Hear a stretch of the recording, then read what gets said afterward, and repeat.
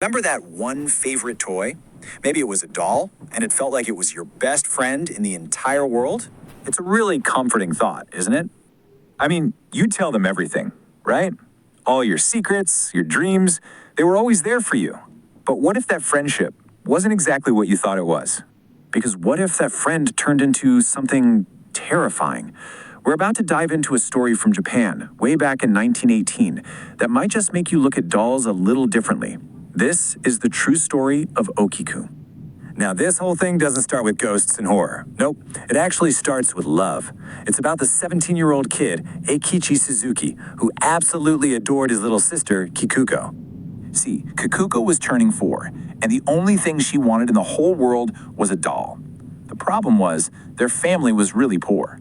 I mean, a new toy? It just wasn't going to happen. But Eikichi couldn't stand to see her upset. So he worked all these odd jobs for a whole month, just saving up every single yen he could get his hands on. So he's out looking around the market, and then, bam, he sees it in a shop window. It's this traditional Japanese doll, but there's something different about it. It's wearing a little red kimono, has this short black hair, and its face just looked so peaceful. But its eyes, whoa, they were these deep black eyes that felt like they were staring right into your soul. He just knew that was the one. And that perfect gift brought so much joy, but sadly, that joy wasn't going to last. A sudden tragedy was right around the corner, one that would tie this little girl to her new doll forever. Kikuko was just ecstatic. She named the doll Okiku, and that was it. They were inseparable. She was always combing its hair, pretending to give it baths, sleeping with it every single night. For her, Okiku wasn't just some toy. It was her best friend. But this happy little world she'd built just fell apart. One day, she's playing outside, gets bitten by a mosquito. Next thing you know, she has a horrible case of malaria. And just like that, she was gone. The poor little girl passed away, and she was clutching that Okiku doll right up until her very last breath. Now, there's a tradition in Japan where you cremate a person's most beloved possession along with them. And of course, the family wanted to do this with Okiku. But for some reason, and we don't know why, the temple said no. They couldn't do it. So instead, they put the doll on a little shelf in their home as a memorial for Kikuko. And this is when things start to get really, really strange. Okay, so the family is grieving, right? But soon, that grief starts to get mixed with, well, fear, a real creeping dread, because something in that house was definitely not right. At first, it was small stuff, little sounds from the hallway late at night. Sometimes they swore they could hear a little girl whispering or even laughing. Then one day, Eikichi gets home and his sister's old drawings are thrown all over his room. And right in the middle of the mess, there's the Okiku doll. Get this, the windows were shut tight. Nobody else was even home. But then Eikichi noticed something else, something impossible. He picks up the doll and looks at it. Remember, its hair was supposed to be black, cut neatly at the neck. Well, now it was down to its shoulders. And it wasn't just longer, it looked different. It was kind of brownish, and the ends were split. Like real human hair. Of course, his parents just thought he was seeing things, that his grief was playing tricks on him. But when they decided to do something about it, well, that's when their lives turned into a living nightmare. And I mean, for 20 years.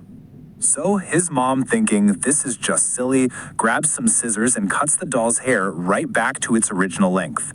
Big mistake. Huge. That night, she has this horrible nightmare that Kikuko is there, crying, just furious with her for cutting the doll's hair.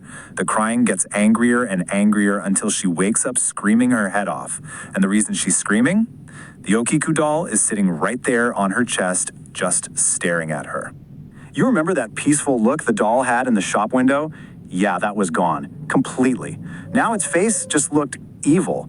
And from that point on, the family's life was completely taken over by this thing. The activity just went off the charts. Eikichi swears he saw the doll turn its head to look at him. He saw it blink. The whole family started seeing this shadow, like a little girl running through the house. And the nightmares. Everyone was having these terrifying nightmares that the doll was trying to kill them while they slept. The father, completely freaked out, finally had enough. He grabs the doll, takes it out to a field, and just buries it. Thinks that's the end of it. But later that night, they're woken up by this insane pounding on the front door. It sounds like a little kid screaming. The dad, terrified, finally gets the courage to open the door, and there it is. Okiku, just standing on the doorstep.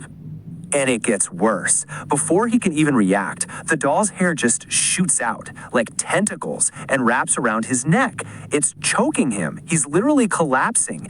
Can't breathe. Ikichi, in a total panic, just screams out his sister's name, Kikuko. And just like that, the hair lets go. The doll just drops to the floor, lifeless. So you see the problem, right? They were completely trapped. Every single time they tried to get rid of it, it came back. And every time it came back, the haunting got even more violent. And this wasn't for a week or a month. The Suzuki family lived like this for 20 years. After 2 full decades of this terror, the family finally found a way out. Well, not a way to end the curse, but a way to pass it along. Which brings us to where the doll is today.